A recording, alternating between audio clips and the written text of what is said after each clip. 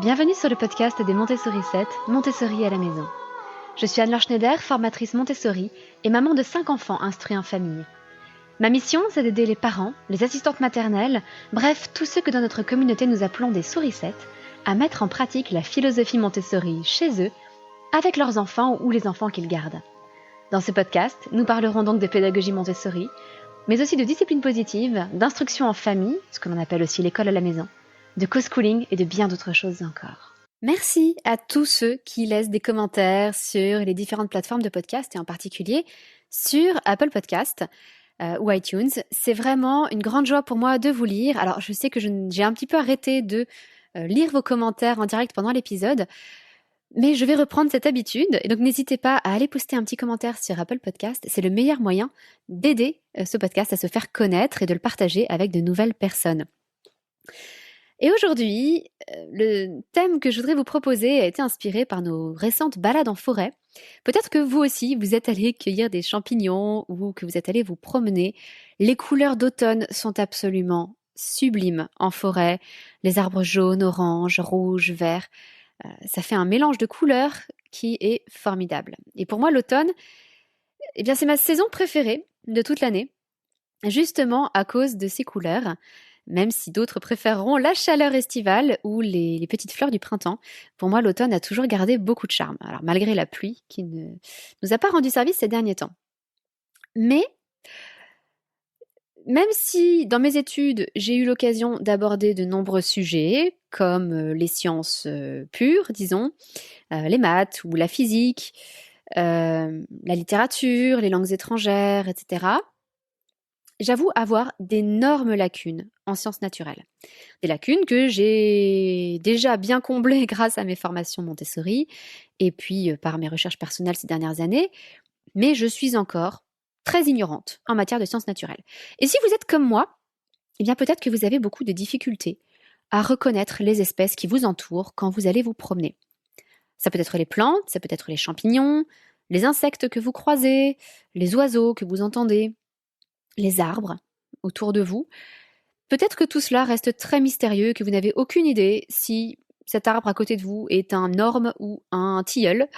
Peut-être que vous n'avez aucune idée quand vous rencontrez un insecte dans votre maison, si c'est quelque chose qui pique, qui mord, qui peut, je sais pas, manger vos provisions ou détruire vos livres, ou si c'est au contraire un insecte qui vous sera utile à la maison. Tout cela rend les choses évidemment compliquées. Et notre manque de formation à l'école nous empêche d'avoir accès à toute cette connaissance. Parce que, effectivement, il y a quelques siècles, ce qu'on appelait le naturalisme était quelque chose de très en vogue.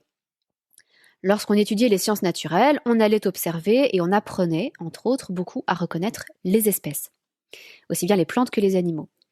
Aujourd'hui, même des gens qui font des études extrêmement poussées en biologie n'apprennent pas le naturalisme.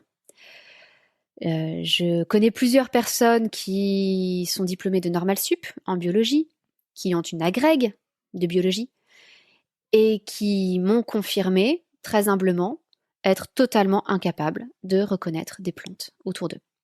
Même des plantes très simples, c'est quelque chose qu'ils n'ont jamais appris dans leur cursus. Donc s'ils n'ont pas approfondi cette question de façon personnelle, eh bien, ils sont totalement ignares. Et c'est quand même bien dommage, vous ne trouvez pas ? Parce que pour moi, quand on aime quelque chose, on a envie d'en savoir plus dessus. Et quand on en sait plus sur quelque chose, en particulier un animal ou une plante, eh bien, cela renforce notre amour et cela renforce notre volonté de respecter et de préserver cet animal ou cette plante. On ne peut pas insister auprès de nos enfants sur la sauvegarde de l'environnement, leur parler des menaces qui planent sur la nature et en même temps les garder dans l'ignorance sur les différentes espèces, leur fonctionnement, comment ces plantes poussent, comment ces insectes vivent, comment tout cela s'organise dans un écosystème, comment certaines espèces vivent en symbiose, etc., etc. Et je pense que des livres comme La vie secrète des arbres, par exemple, ou La vie secrète des animaux, peuvent énormément aider, puisque justement, ils renforcent nos connaissances sur le mode de vie des arbres, des animaux, et donc nous permettent de mieux les aimer, de mieux les respecter et les préserver. Alors, le lien vers ces livres sera dans les notes de cet épisode. Tous les liens que je vais mentionner, parce que je vais en mentionner un certain nombre aujourd'hui, seront dans les notes de cet épisode. Donc, je vais mentionner des livres, des applis, des sites internet, etc. Vous trouverez tout dans les notes de cet épisode. Puisque nous sommes donc incapables par nous-mêmes de reconnaître les espèces qui nous entourent et que c'est quelque chose que nous n'avons pas appris à l'école, que pouvons-nous faire ? Eh bien, je vois 3 solutions différentes. Et je ferai le lien du coup avec la pédagogie Montessori à la fin. Première solution, on peut se faire accompagner par un naturaliste, par quelqu'un qui s'y connaît. Un naturaliste, ce n'est pas forcément quelqu'un qui est diplômé, puisque comme je vous l'ai expliqué, il n'y a pas de diplôme de reconnaissance des espèces. On n'apprend plus cela à la fac, on apprend plus cela même à Normal Sup, même quand on passe la Greg. Donc généralement, les naturalistes d'aujourd'hui ne sont pas forcément diplômés. Ce sont plutôt des passionnés qui ont appris par eux-mêmes.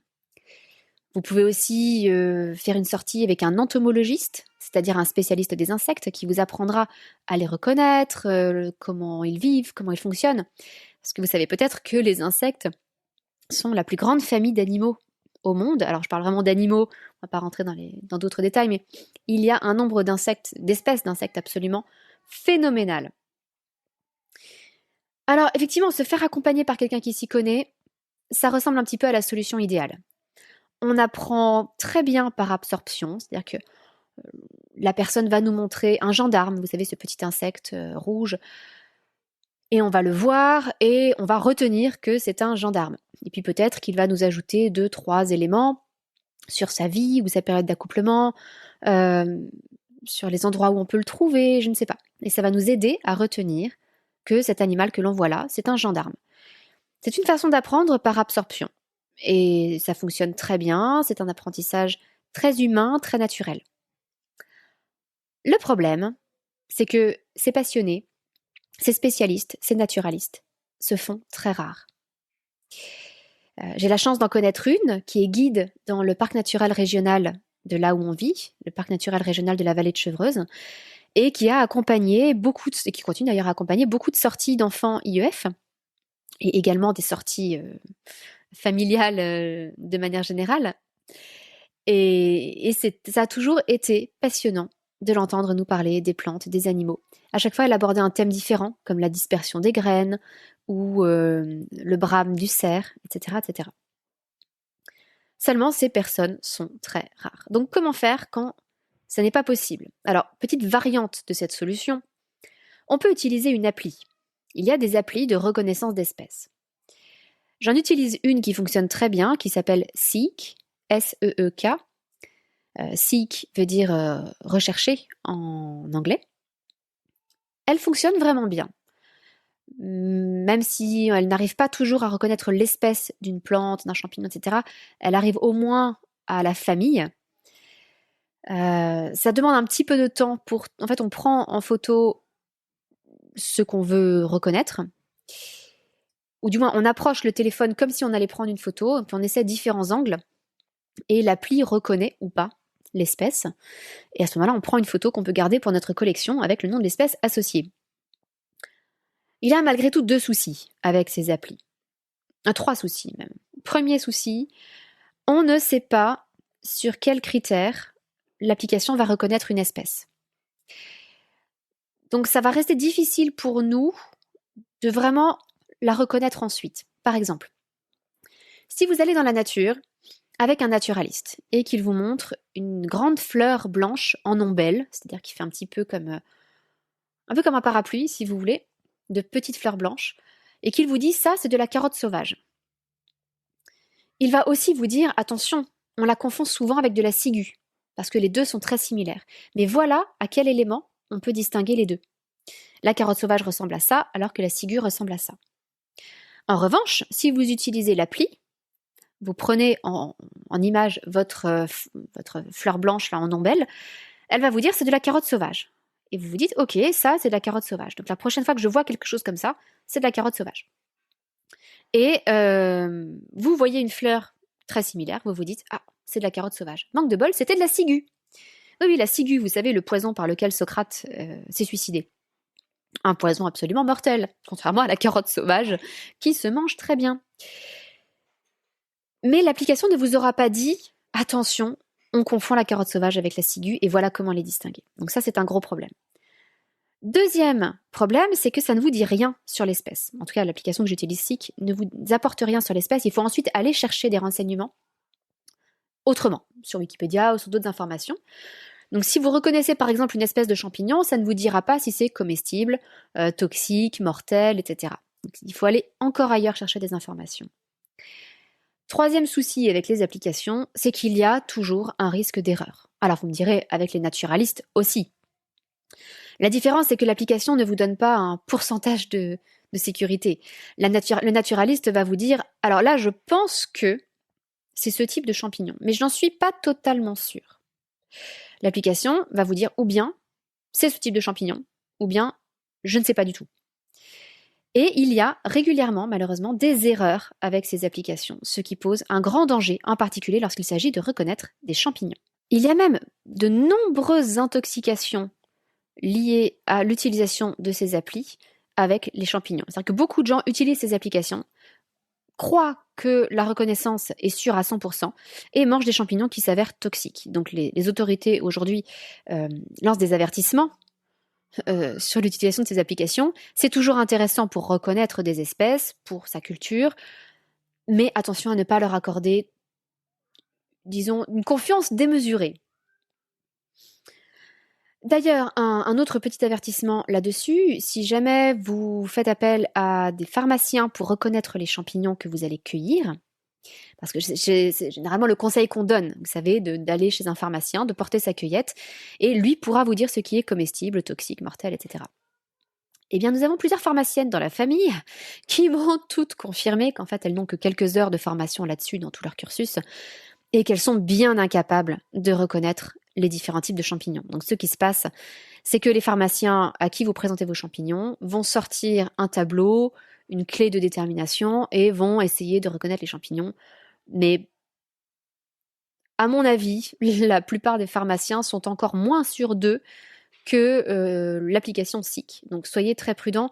Il y a souvent en automne des groupes de passionnés, des mycologues, des spécialistes des champignons spécifiquement, et des pharmaciens vraiment spécialisés, qui sont des passionnés, qui se sont penchés sur la question, qui organisent parfois des sous-tentes, des séances de reconnaissance de champignons, où vous pouvez porter votre panier et ils vous indiquent ce que sont les différents champignons que vous avez récoltés. C'est souvent plus fiable de faire appel à des gens vraiment spécialisés là-dedans qu'à des pharmaciens de manière générale. Il y a toujours des pharmaciens très compétents dans ce domaine, mais pour ça, il faut qu'ils aient été passionnés et qu'ils se soient formés de façon un peu plus approfondie que dans leur cursus traditionnel. Et donc, troisième variante de cette première solution, de faire appel à un expert, d'essayer de devenir soi-même un expert. On peut apprendre par soi-même à reconnaître ces espèces. Il existe des MOOC, par exemple. L'organisme Tela Botanica organise régulièrement des MOOC, certains sur les mauvaises herbes, les herbes folles, sur toutes sortes de sujets. Alors, il faut aussi inscrire à certaines périodes de l'année. Donc, actuellement, les MOOC sont fermés, mais ça rouvre régulièrement, donc n'hésitez pas à y jeter un coup d'œil suivant le moment auquel vous écoutez ce podcast. Mais sachez bien que ça demande un investissement en temps qui est très conséquent. Forcément, si vous voulez devenir spécialiste d'un sujet, eh bien, il faut y consacrer beaucoup de temps et d'efforts. Donc voilà la première solution. L'idéal est de se faire accompagner par quelqu'un qui connaît. Mais ça n'est pas toujours possible. Alors, si vous n'avez pas un temps fou à consacrer à un MOOC pour devenir vous-même spécialiste, il y a deux autres solutions. La première, c'est d'utiliser des guides où l'on découvre, par exemple, les fleurs par couleur. Des choses qui sont donc très vulgarisées. Vous avez un certain nombre de guides où vous commencez, alors spécifiquement pour la reconnaissance des fleurs, où vous commencez par regarder la couleur de la fleur. C'est une fleur jaune, donc vous allez dans la rubrique jaune, et puis là, vous feuilletez les pages. Alors souvent, c'est encore divisé en deux. Entre les fleurs, on appelle ça à symétrie axiale, c'est-à-dire les fleurs qui ont un axe de symétrie. Mais si vous faites faire un demi-tour, un tour de 180 degrés à votre fleur, vous verrez qu'elle est à l'envers. Il n'y a qu'un seul axe de symétrie, pas deux. contrairement aux fleurs qui sont les mêmes par rotation. C'est-à-dire qu'on peut les faire tourner, elles restent identiques. Donc il y a ces deux types de fleurs, et puis ensuite il faut parcourir les pages, une à une, pour essayer de reconnaître la fleur qu'on a sous les yeux. Ça fonctionne, ça ne demande pas beaucoup de compétences, ça ne demande aucun vocabulaire technique. Mais qu'est-ce que c'est laborieux? Je l'ai fait, nous avons un guide qui est remarquablement bien fait dans ce domaine. Nous l'utilisons souvent, surtout pour les enfants, parce que c'est très facile, mais ça prend énormément de temps. Vous n'avez pas le choix que de feuilleter, vraiment, et de regarder les espèces les unes après les autres. Alors, le guide que l'on utilise a quand même beaucoup d'avantages. C'est le guide de la faune et de la flore, qui comprend aussi un CD. Et dans un seul petit guide, vous avez tout. C'est-à-dire que vous avez les plantes, les fleurs, vous avez les arbres, vous avez des insectes, vous avez des reptiles, vous avez des animaux de la forêt, vous avez des oiseaux, et c'est là que le CD est intéressant parce que vous avez les chants d'oiseaux sur le CD. Vous avez les champignons, les mousses et les lichens. Alors, évidemment, ça n'est pas un guide exhaustif, certainement pas. De toute façon, ça n'existe pas, disons, en version transportable pendant une balade. Vous ne trouverez pas de guide exhaustif parce qu'il y a beaucoup trop d'espèces. Mais c'est un guide extrêmement complet. Et si vous ne devez en emporter qu'un en balade, je vous recommande vraiment celui-là. Là aussi, les liens sont dans les notes de cet épisode. J'utilise des liens affiliés pour Amazon parce que du coup, sans payer plus cher, vous pouvez soutenir les Montessori 7. Mais sachez bien que je ne recommande que des choses que j'ai utilisées ou que mes stagiaires ont utilisées et m'ont recommandé chaleureusement. Là, je l'ai utilisé personnellement et c'est probablement l'un de mes guides préférés parce qu'il est totalement complet. C'est mon guide préféré à emporter en balade. Mais tout cela reste donc très laborieux, comme je vous le disais. Et c'est là qu'intervient la troisième solution. Vous avez des guides analytiques qui existent.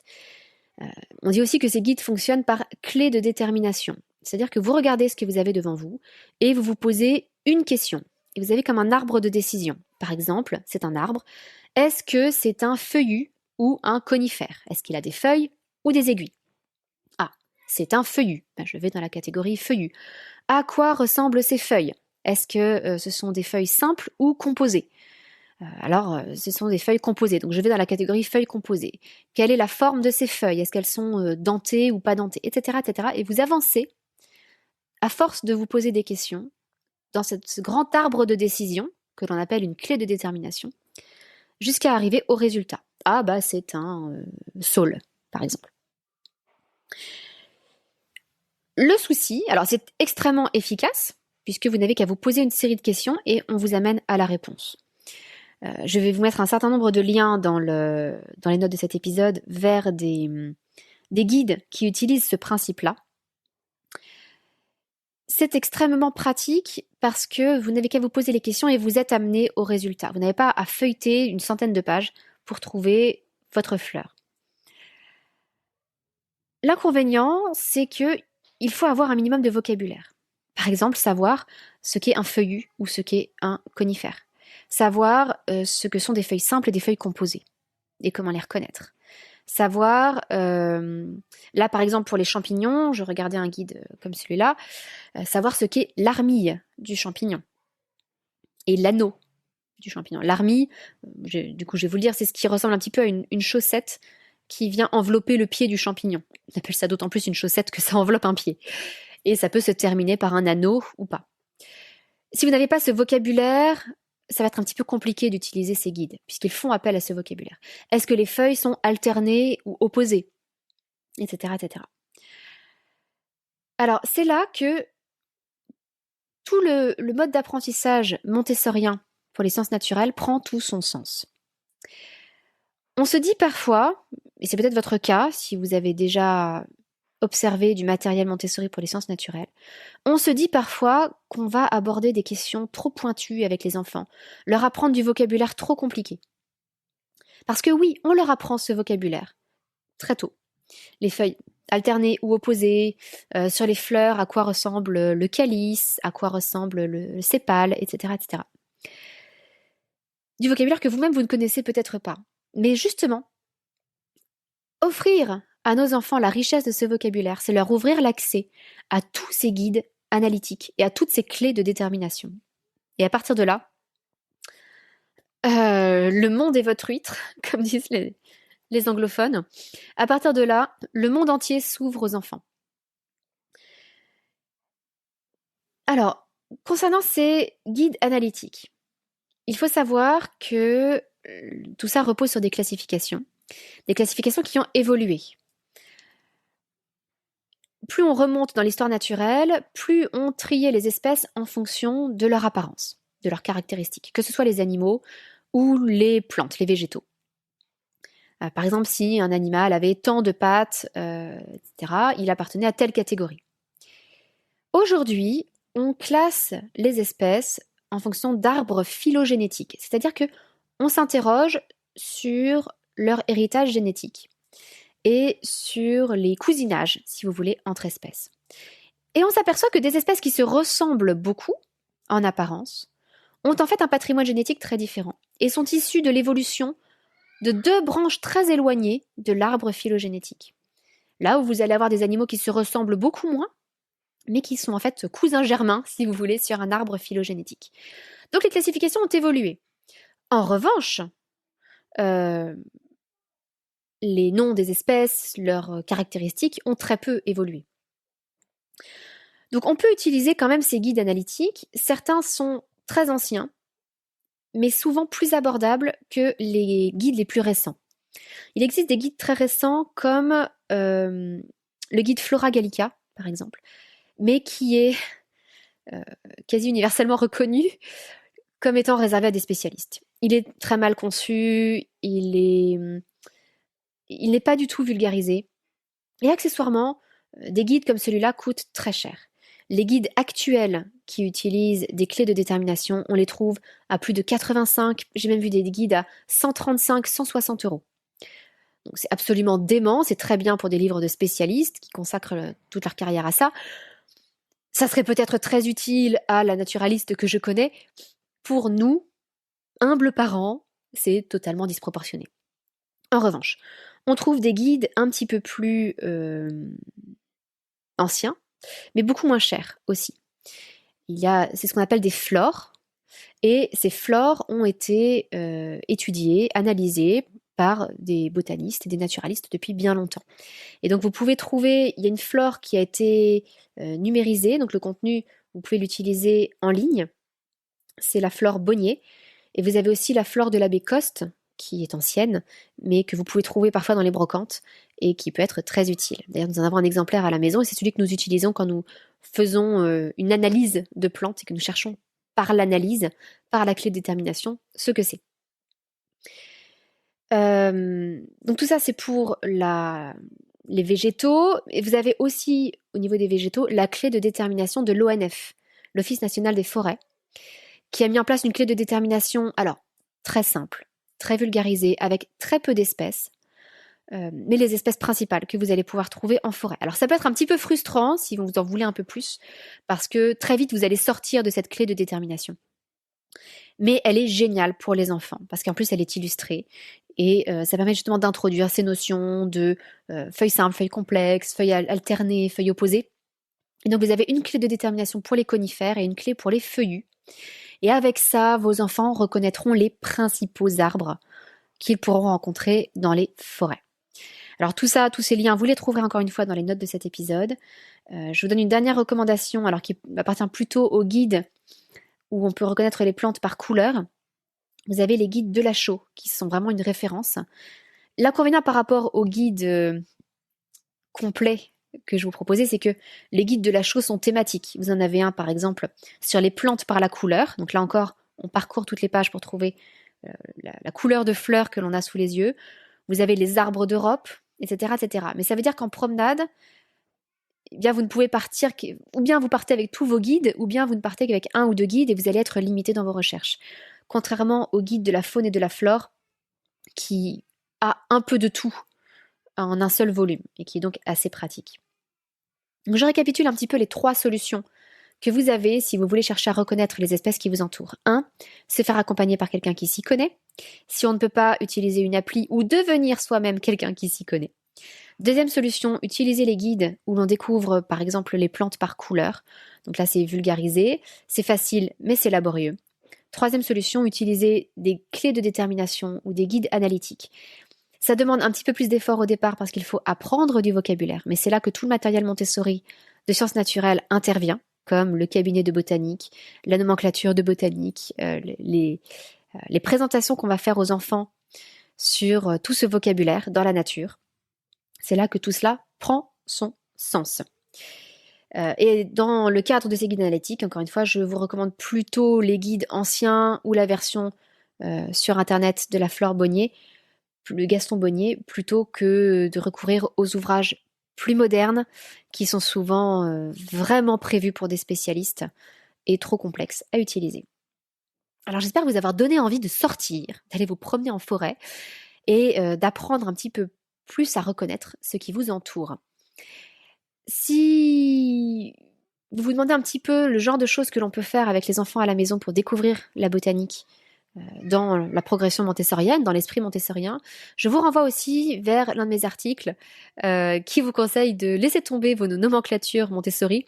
Alors, évidemment, c'est un peu provocateur exprès. Là, justement, dans cet épisode, je viens de vous expliquer le sens des cartes de nomenclature. Mais cet article vous éclairera un petit peu sur les différentes choses que l'on peut proposer aux enfants de façon concrète pour leur faire découvrir la vie végétale, de quoi les plantes ont besoin et justement comment on introduit les cartes de nomenclature. Ça ne se fait pas n'importe comment, ni à n'importe quel moment. Eh bien, c'est tout pour cette semaine. Je vous invite, si vous avez aimé cet épisode et si vous avez aimé les autres épisodes que vous avez écoutés, à me laisser un petit commentaire et un petit avis sur Apple Podcast. Un petit 5 étoiles, ça fait toujours plaisir et ça aide ce podcast à se faire davantage connaître. Nous sommes régulièrement dans les meilleurs podcasts de parentalité recommandés par Apple et donc c'est une grande aide. Ça fonctionne uniquement grâce à vos avis et vos commentaires. Ça nous aide énormément à nous faire connaître et à faire connaître ce podcast à de nouvelles personnes. Je vous souhaite une excellente semaine et je vous dis à très bientôt. Votre petite sourisette, Anne-Laure.